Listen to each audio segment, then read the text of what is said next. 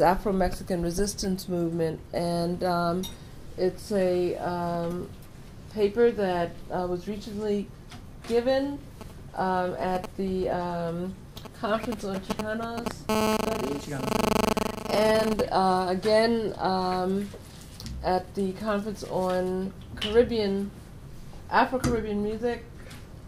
Okay, that's it. Dominican Republic. In the Dominican Republic. And he is not only a scholar but also a performer, and I suspect that we'll get to hear some more about that. So without further ado.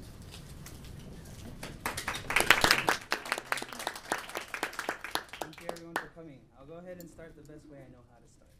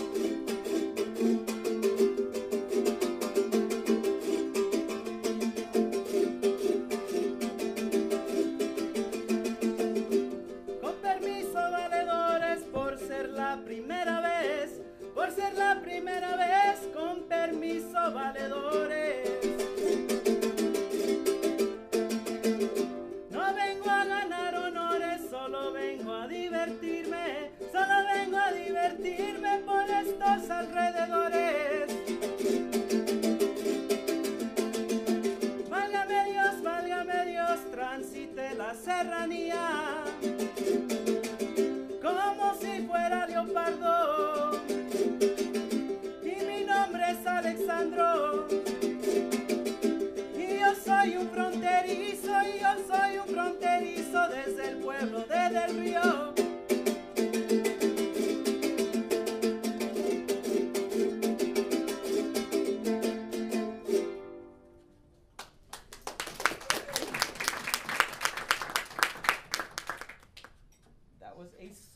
Called El Siquisiri, and that son is used to initiate a gathering.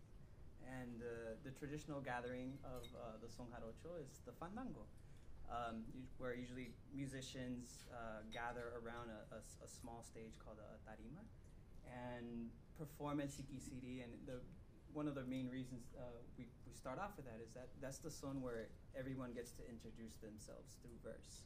And so essentially what I said is I asked permission to sing and to be here, and I didn't come to gather any type of honors or prestige. I just came to have fun and present, right? So that's, and also I actually stated who I am, where I'm from, which is the Texas-Mexican border, through a chorus called the Descante. So that's El Siquisiri, and I also played it for a reason to counter another musical example that I'm going to give later in this presentation. So a few things to keep in mind. Actually, let me give you the title of my presentation. It's called Una limosna para este pobre viejo, an alms for the poor old man, a hidden history of resistance in la conga jarocha, or the conga from the son jarocho. So things to keep in mind. Son is a genre, or the Afro-Mestizo music of Mexico, as I like to call it. Also, the son is found in Cuba as well, and other areas. Which I like to interpret as the song of, or the music or the songs of the people. Style is jarocho, right? And it's not only the music itself or the professional ensembles, but the people, the identity, the poetry, the foodways, the fandango, the festivities, right? Instrument making, lauderia, luthier work. But also the region itself with other musics that intertwine with the standard repertoire of the fandango. It's a living cultural practice and community, in essence. There exist hidden histories, transcripts of resistance not accounted for in Mexico's official history of the son jarocho and its larger culture of music, of struggle, and protest. From censorship, punishment, and imprisonment of musicians and dancers during the Holy Inquisition of 18th and 19th century New Spain, the colonial territory that eventually became Mexico, to solidarity exchanges in Zapatista rebel camps in the 1990s, the son jarocho functions as a musical demand for social justice and lyrically picaresque resistance. In this presentation, I will discuss one hidden history of resistance pertaining to the son jarocho and its incorporation of the conga. I will provide a link between Afro-Caribbean cultural practices and the son jarocho as a demand for social justice. The transfer of the conga from Cuba into the Sotavento region of Veracruz adds a layer of hidden history within Jarocho cultural expression. The conga channeled the struggle of shipyard workers, which remain codified in the chorus of La Conga del Viejo, the old man's conga. And just so we can get a sense of where we're at geographically, this is the Gulf Coast, right? Up here is Texas, the Louisiana portion of the Gulf Coast.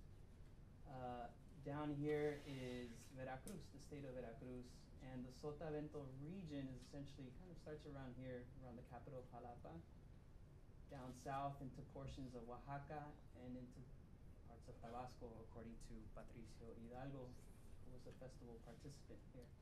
This is Mexico City, right? So here's Veracruz and the southern portion down here, where the son jarocho comes from. The conga's legacy of struggle and protest in Veracruz by way of Afro-Cuba. The conga is a standard rhythm of comparsas, street bands, during Carnaval in Santiago de Cuba. Carnaval emerged in the 19th century as a festival for enslaved Africans who were given liberty for one day during Dia de los Reyes, Three Kings Day, or Epiphany on January 6th, which was approved by the colonial Catholic Church. Comparsas in the 19th century into the 20th century were also referred to as congas. Instruments played by comparsas are often made at home or furnished from inexpensive materials, which include plant drums of different shapes and sizes, bells, frying pans, tire rims, trumpets, and the corneta china. Indentured servants from China brought the corneta, a double reed horn, to Santiago de Cuba in the late 19th century. The corneta china is also a staple instrument of the comparsa and indispensable to the tradition. So we can get a sense of what the comparsa looks and sounds like. This is a contemporary comparsa in the town of El Cobre, which is near Santiago. And so this is an example of what you can see, the people, the music, and the instruments that are played.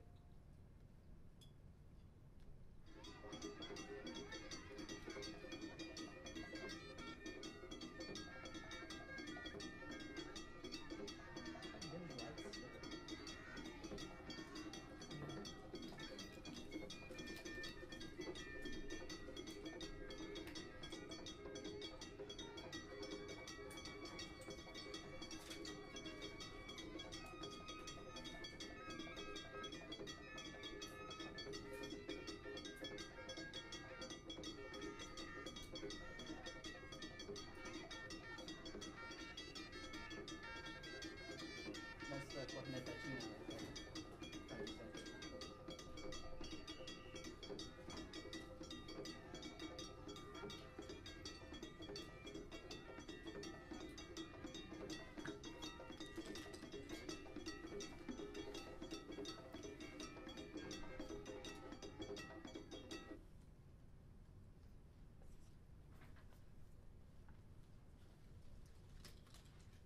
Comparsas during Cuba's colonial period were often mistaken as slave rebellions headed by cabildos en nación.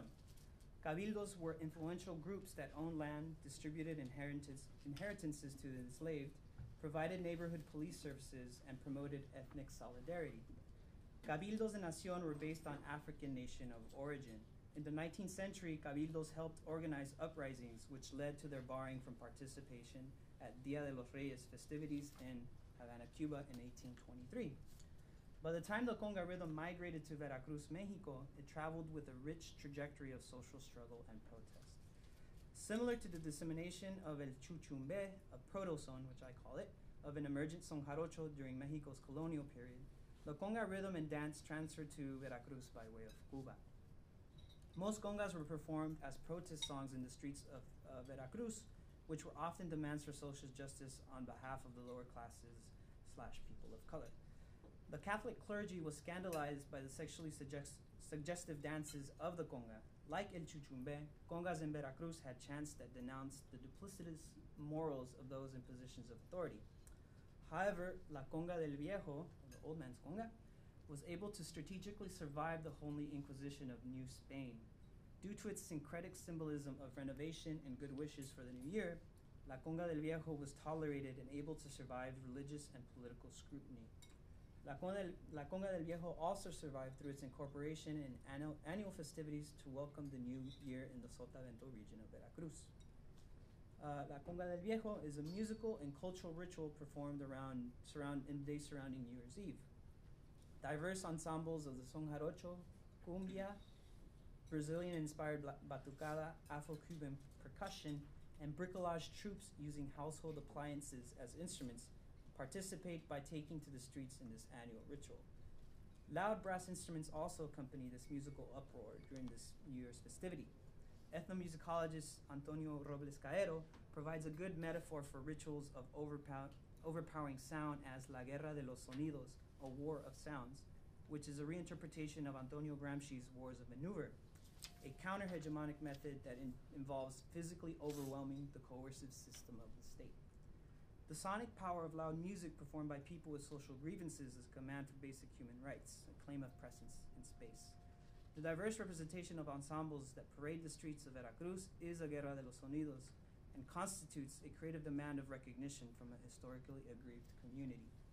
La conga del viejo is performed as a communal ritual in the neighborhoods of the working poor. The chorus, Una limosna para este pobre viejo, an alms for the poor old man, includes a line asking for monetary donations during the procession. As the chorus suggests, the costume portion of the ritual includes predominantly male participation. However, the issue of gender representation becomes complex with the costume depiction of La Viuda, a widowed woman portrayed by a cross-dressed male. El Viejo, the old man, is performed in a joyful and raucous manner in order to excite participants. One final installment of the family trilogy includes a man dressed as a baby who represents the new year. At midnight, a viejo doll made of cloth or other materials is burnt to symbolically let go of the past and enter the new year. The burning of objects is also a visual metaphor for purification. After being passed around the neighborhood gathering, the old man doll is either seated or hung and burnt as part of the ceremony. Every neighborhood street or block claims its own doll. For example, El Viejo de Zapata, or the old man from Zapata Street. Zapata is actually a neighborhood in an area called La Huaca in the port city of Veracruz, where a good friend of mine I interviewed and got a lot of this information from. The burning of El Viejo in the New Year extends itself to parts of Latin American Spain. However, La conga del viejo has another hypothesis in regards to its origin and practice, one rooted in a hidden history of resistance, which may, however, counter the previous account. A hidden history of La conga del viejo dates back to shipyard worker social unrest at the astilleros, shipyards, of Veracruz around 1920. So now we're talking about specifically the port of Veracruz, right here, the port city, not to be mistaken with the whole state. Workers marched, according to Francisco Rivera Avila, shipyard workers collectively wrote La Conga del Viejo as an act of protest at the port of Veracruz. Workers marched to the shipyards around mid-December to the beat of the conga. The shipyard workers, as organic bricoleurs, took pots, pans, crates, and old instruments, creating an impromptu ensemble of protest music. Hatton states, quote, "The bricoleurs' response to the task at hand is limited to a rearrangement, understood as including new verses of the existing set of means. This rearrangement includes a reorganization or improvisation with existing elements to create new structures as an ad hoc response to the environment," end quote. Comparable to the bricolage assembly of comparsa instrumentation in Cuba, the shipyard workers' use of household items provides an example of the improvised gathering of materials due to the urgency of the situation, the struggle for better living and working conditions, and the use of loud sound in order to be recognized. Shipyard workers disputed their social situation by improvising verses and singing choruses such as "Una limosna para este pobre viejo, que ha dejado hijos para el año nuevo," an alms for the poor old man who had to leave his children for the new year. In other words, these people were working and also struggling for better rights while they would prefer to be with their families, especially because it was the holidays. The chorus became a powerful statement of the will to struggle for social change. In accord with the current hypothesis, the hidden history of resistance of La Conga del Viejo was obfuscated within present New Year's festivities in Veracruz. For many years, it became known as a song only performed once a year to celebrate renewal. As previously noted, La Conga del Viejo is rooted in a moment of shipyard worker protest during the Christmas holidays into the new year. Creative renewal of Afro Son Jarocho. The ensemble Chuchumbe, not to be mistaken with the son, but now the ensemble, considered the conga integral to the musical heritage of the Sotavento region. The conga survived in Veracruz with a limited repertoire. However, the work of Chuchumbe and Patricio Hidalgo spearheaded the creation of new compositions bearing the rhythm. According to Hidalgo, since the 1970s, La Conga del Viejo lost its poetic sense and conga rhythm. In the 1990s, Hidalgo's former group Chuchumbe reimagined La Conga del Viejo by writing new verses and applied to the conga rhythm to Son Jarocho instrumentations such as the jarana, guitarra de son, pandero, quijada, and marimbol. Now play a couple of verses from La Conga del Viejo as performed and reimagined by Chuchumbe.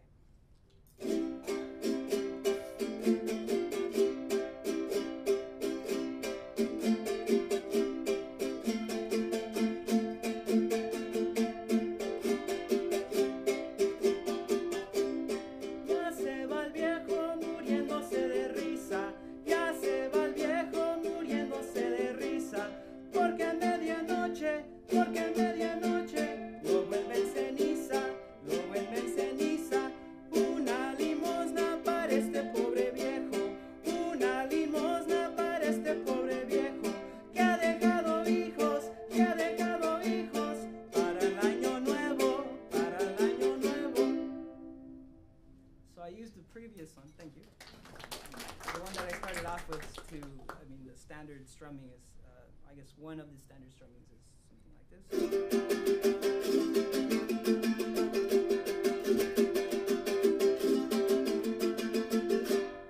So the ensemble Chuchumbe, I guess, had to, well, to rhythmically represent this music. Of course, there's other percussion, other instruments that are adding to the syncopation of the conga jarocha, but it's in essence simplified down to this.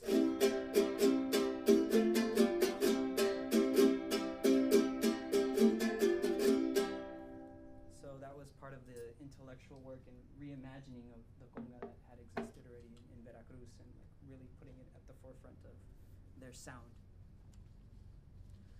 As a professional ensemble that emerged during the second wave of the jaranero movement, Chuchumbe found new ways to understand the son jarocho as a genre. So those of us that aren't familiar with the jaranero movement, this began right around the late 1970s into the 1980s spearheaded by a group called Mono Blanco, which sought to reestablish the fandango, the communal celebration of the son jarocho, in comparison to, I guess according to them, elements, instruments, the instrument making, and the work that was not necessarily lost, but I guess overshadowed by a more popular representation of the son jarocho, which I think if we listen to the album La Bamba and Other Sones by Jose Gutierrez, which is recorded by Folkways, that's one branch of the son jarocho, and then we have another representation through Folkways as well, through Son de Madera. And also Patricio Hidalgo from Chuchumbe participates in that album. So Folkways has a good representation of two of its most popular branches. Chuchumbe put the concept of blackness, considered the third root of the son jarocho, at the forefront of their sound and discourse. The sound of Chuchumbe is best described as Afro-diasporic son jarocho. Elements of Cuban son, African-rooted call-and-response vocals over percussion, and recovery work of the conga jarocha are examples of creative expression of black roots within Veracruz. On their album Caramba Niño, La Conga del San Benito claims Santo San Benito, patron de los negros, saintly Saint Benito, patron saint of black people, and his divine call for protection of the black population.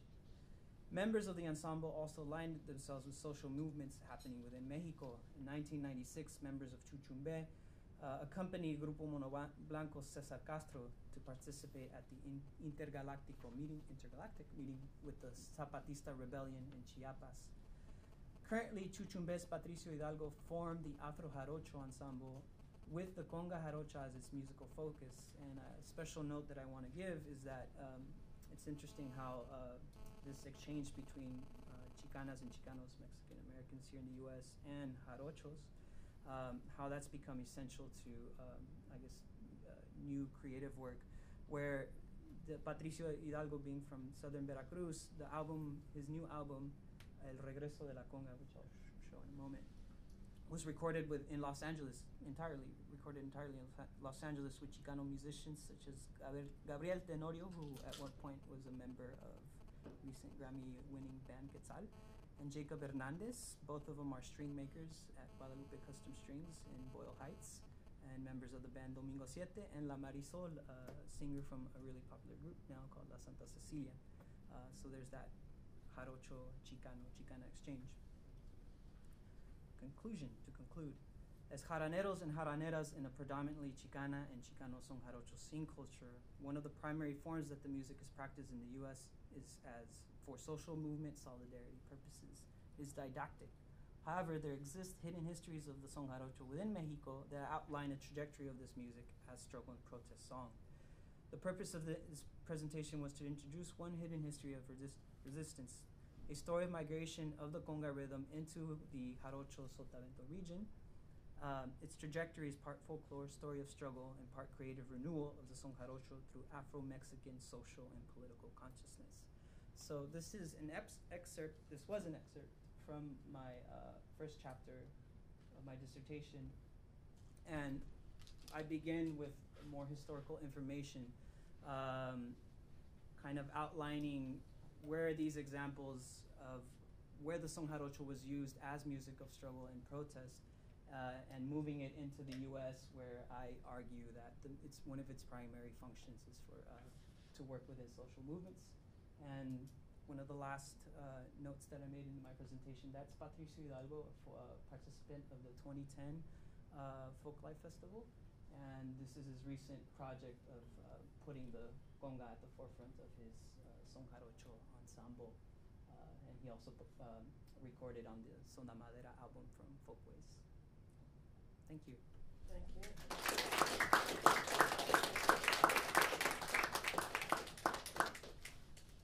So this is great. We do have some time for questions and comments, and I had a question. It's more a little bit about the demographics of in the area.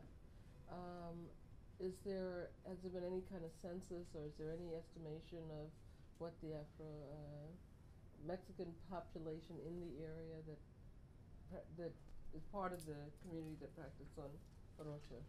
I think one of the best, I'm not sure exactly if there has been a census, but however, there's a great account of the African legacy by Gonzalo Aguirre Beltran, who was either an anthropologist or a medical doctor who took a particular interest in writing down that legacy specifically within Mexico and Veracruz.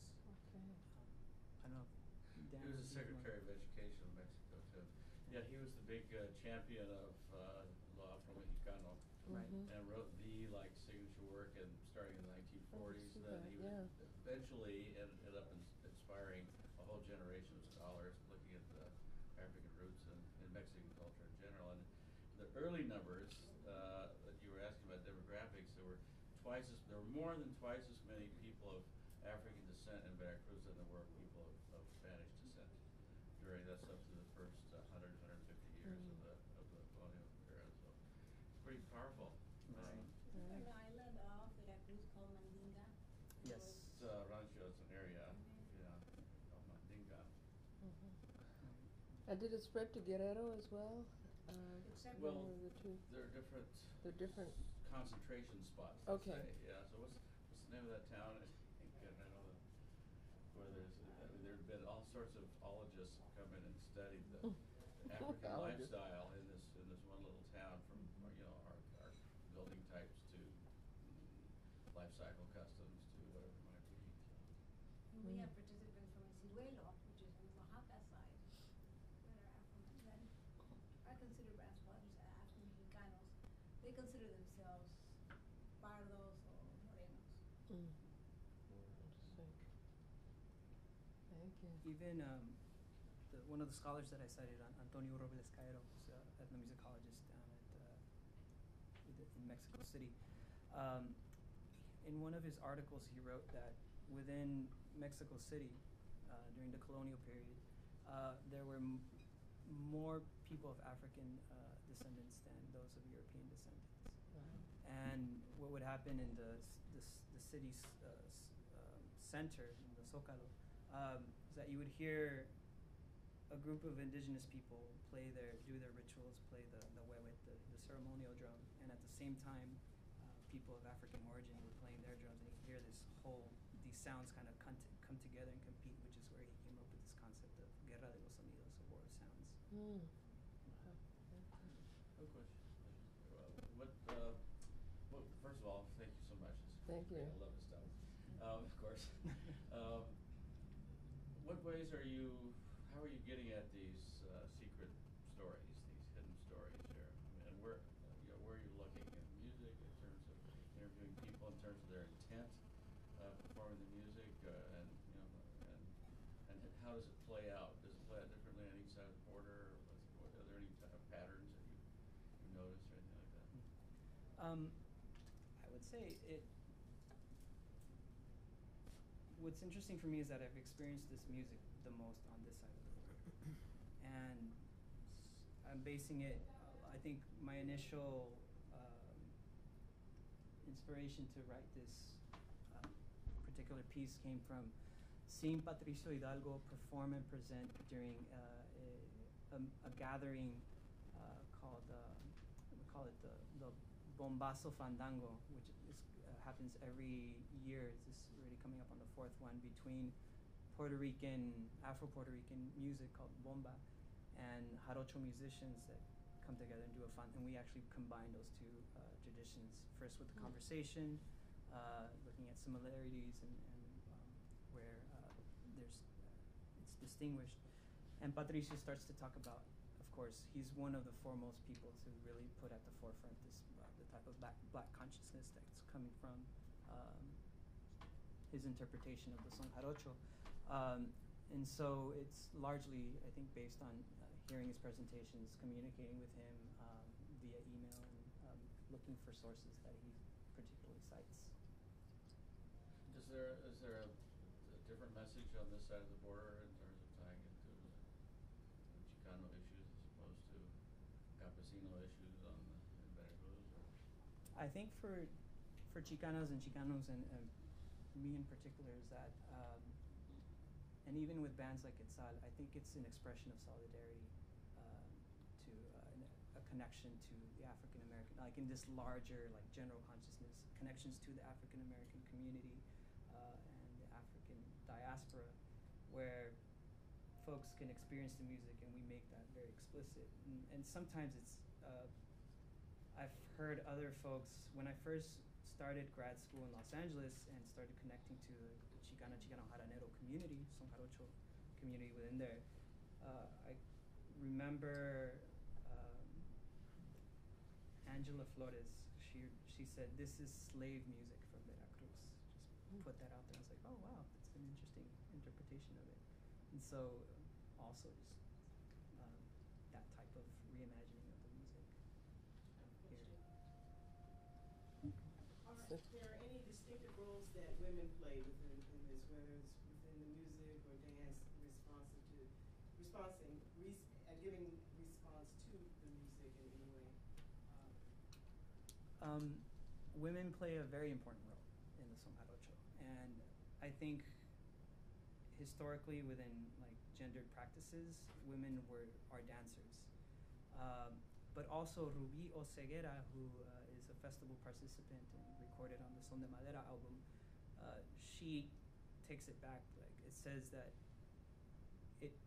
in a way it is gendered, but it's also where women claim space, because the moment that women get on the tarima, that's the sound that overpowers everything else.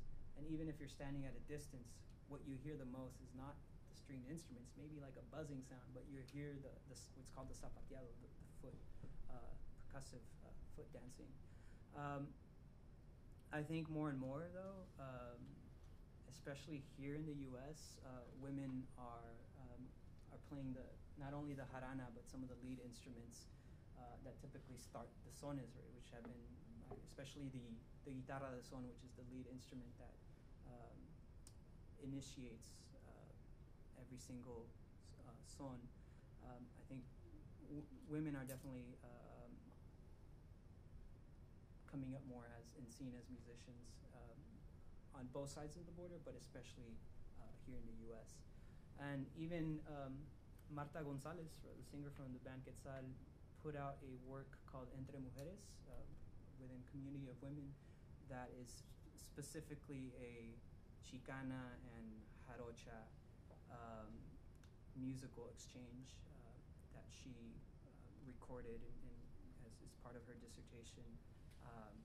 And so that's, I think, one of the I think it's a very feminist stamping on Jarocho. Olivia? Yeah, with either Patricio or any of the members of Son de Madera, do they ever express, consciously any resistance to the Son Jarochos being nationalized? This is in the early 20th century, and make this folklorized, so to speak, become the icon, one of the icons of Mexico. The jarabe tapatío as well. Right. I've definitely heard some critiques. I think I hear the most critique from Gilberto Gutierrez from Mono Blanco. But Patricio and others from that generation, I think are and even it's very evident in the Folkways recording, where they're kind of mediating between these two popular branches of the Son Jarocho, with the participation of the harpist Rubén Vázquez, who came from what I think is sometimes seen as commercial Son Jarocho, and kind of mediating and creating a space for both within one recording. So I think this other generation is looking at it through more of a total perspective, whereas I think initially within the 70s, late 70s, it was seen as like, no, we have to definitely distinguish ourselves from it, defolklorize it, and destabilize that popular imaginary of the Jarocho with the all-white garb.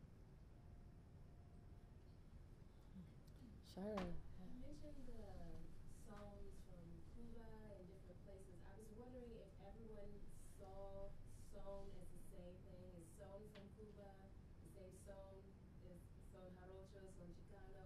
Is it all seen as one? Like, we have a clear understanding this is African music, or is it kind of differentiated between places? That's a really interesting question. I definitely see it as there's connections, especially with the use of verses, the way verses are improvised, and the structure that goes along with it. Musically, the instrumentation and how to play, the effect of the instrumentation, I think, changes, but I call them more like musical cousins. I think there's that connection between Cuban son, which is a really general term for a lot of different types of music. Son within Mexico is also very diverse. But I think, for me, that root that ties it all together is the Afro-Caribbean root, definitely. And I've also heard purists say, there's no such thing as son in Mexico, it's only son cubano, right? But that's, I think, what's been popularly disseminated, especially with the Buena Vista Social Club and the worldwide recognition that it had through the documentary. Other questions? Can I request a definition? What's son? Son. Oh. Yeah, I think I don't know where I was. Well, here's my definition of son. I'm sure Dan Sheehy also has a great definition. I call it's a genre, a musical genre, and I like to call it the Afro-Mestizo music of Mexico, also Cuba, which can be interpreted as the song of or the people's songs. I had another question about, as in the 21st century, as folks get together, has there been much either joint performance or visiting back and forth between Cuba and Mexico with by song. Well, some musicians. The times that I've gone to Veracruz, Cuba is very much alive in Veracruz. You'll see jarochos do have like Cuban son ensembles. The danzón itself became popular in Cuba. I mean, well, is from Cuba, transferred also into Veracruz, and then eventually into Mexico City, where you have whole societies, dance societies based on and musicians based on the Cuban danzón. I know specifically when I hear ensembles like Chuchumbe and Son de Madera, I hear those, and Mono Blanco, I hear those elements really come together with the Cuban song. And I know specifically, since the ability to travel from Mexico to Cuba is very different than it is here in the US, many Jarocho musicians have gone to perform there in Cuba and have really special affinities with Cuban son musicians, the Jibaro music of Puerto Rico and the bomba. There's definitely strong recognitions and ties with the son jarocho in the Caribbean. Even just when I was at in the Dominican Republic, people were just really fascinated that we were playing this Afro-Caribbean music and that we're Chicanos in the U.S. They're like, how did that happen? But again, one of the strongest affinities during that trip was with the Puerto Rican musicians that were like improvising verses with us, and they're like, oh, do you know so-and-so from Mexico and from Veracruz? And so they're I think there's definitely a strong familiarity within the musician community and anthropology, musical anthropology community of the Caribbean, Latin America. Okay. Sorry, how do you fit in the Son Huasteco? I mean, they're neighbors. Right.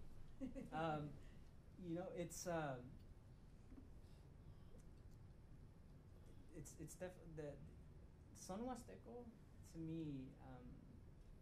Also, I'm not sure if the conversation of blackness has been at the forefront. It's definitely been part of the Jarocho conversation. Although I'm not as familiar, I have gone to the Huasteco region, but I think what sticks out the most within Huasteco, although there is that African root, is how some people still sing in Nahuatl, in the indigenous languages. I remember crossing through the Huasteco region, and early in the morning, and by 8 a.m., the radio was completely switched into an indigenous language. And I think what's very much present and alive in comparison to the Son Jarocho and the Son Huasteco is the indigeneity in Huasteco music. But I do often wonder if the African root conversation was part of the Huasteco musicians. And it was really interesting. I heard actually Patricio Hidalgo said this. UNESCO was trying to claim Son Huasteco as what is that big award called? Intangible heritage. Intangible cultural heritage. Right. And the Huasteco musician's like, no. He's like, look at the Jarochos. They're the ones that are super organized. It's like, yeah, don't worry about us. We're fine. I think only what you mentioned before, the 1920s, 1930s, and 40s, there's a canonization by the part of the government and all that, taking regional music and sort of commodifying them in a way, this is the way it is, and this kind of thing. That has obscured the fact that there were not sharp lines before. Like some of the early Son Jarocho, there's some recordings had violin, for example. And the repertoires were much more intertwined, as you move throughout that area, as opposed to you dress one way if you're doing this kind of music, you dress another way if you do the other kind of thing. So it was just didn't used to be quite so. Right. There's a really great album that came out a few years ago called Sones Compartidos, Shared Sones, that includes Patricio Hidalgo, members of Son de Madera, representing the Son Jarocho. There's the Huasteco musicians and also the Son de Tierra Caliente from Michoacán that they perform all the sons that are shared between those three regions. It's a really great recording. They were all here in 1976. Oh, wow. 1978. Wish I was around. Any other questions? Can you explain Huasteco? What's the? Son Huasteco. Let me see if I can. Did you cover that? Did I miss it? I think the best way to hear it. You can go on our website. Yeah. Let me see. Huasteca is a region. Okay, that's because. Yeah. Okay. Where is it? It's Let 5 me pull it states, from is there. it? Oh. Mexico. Mhm. Pieces, Very large. yeah. So here's the map of Mexico. So part of the northern region of Veracruz into Tamaulipas, San Luis Potosí. Oh, okay. This is kind of Mhm. considered the Huasteca region. Okay. It's really interesting that even how with the popularity of mariachi and even I think son jarocho, I think coming second within Mexican American communities, Huasteco. I think musically, what's key is having a great violinist, and it's a very technical way of playing the violin that is very different than mariachi style violin. Even the strum patterns in comparison to jarocho are different itself. And the falsetto. Yeah, and the singing. I think there's these really specific technicalities that I think have to really be worked and nurtured. And I think there's very few people in the U.S. that do it very well. In my opinion. Actually, I was interested because a question that had stayed in my head. I think that I remember somewhere that in the early part of the Cuban Revolution, Fidel Castro had sort of said that they wanted to distinguish Cuban song by the use of violin. Am I correct in that, you know, as opposed to other Caribbean, may not have been song, it may have been other genres, but I always remember that there was some specific use of violin in Cuba that wasn't In your in report, other there's a good places. article on the song in the 1989 festival program book. Yeah, Because that was one of your areas especially. Yeah. Yes, addresses violin. yeah. I know that the violin ensembles within the Cuban zone became known as charanga. Charanga, yeah, exactly, yeah. And there were some musics that the Cuban Revolution supported, so like Cuban song as like a national representation, and certain musics that were politically conscious, such as Nueva Trova.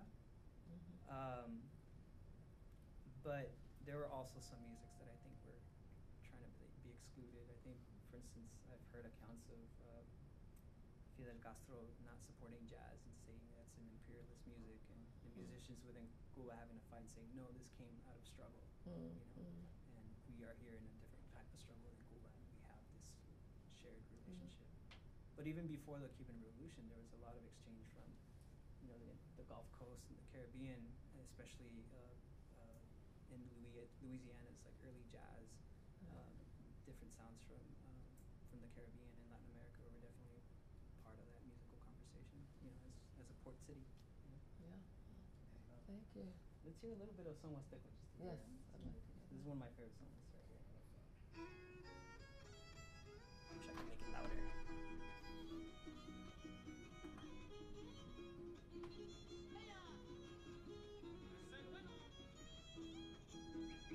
You notice the falsetto on the voice. Sometimes the violin can get technical.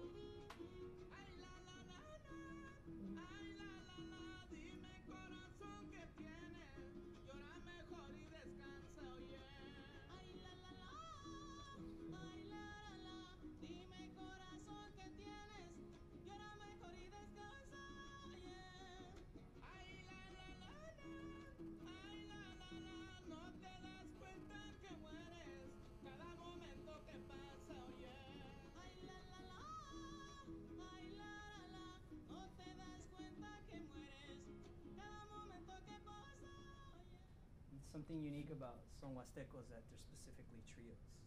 And I think Jarocho ensembles are a lot more interpretive as far as how big small they can be.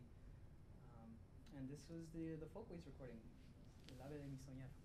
Yeah, that does sound familiar. Yeah. What's the instrumentation of the trio? So this is a jarana jarocha. There's also a jarana from the son huasteco, but it's only 5 strings, and it looks and sounds a lot different than this one. There's another deeper tone guitar called the guitarra huapanguera.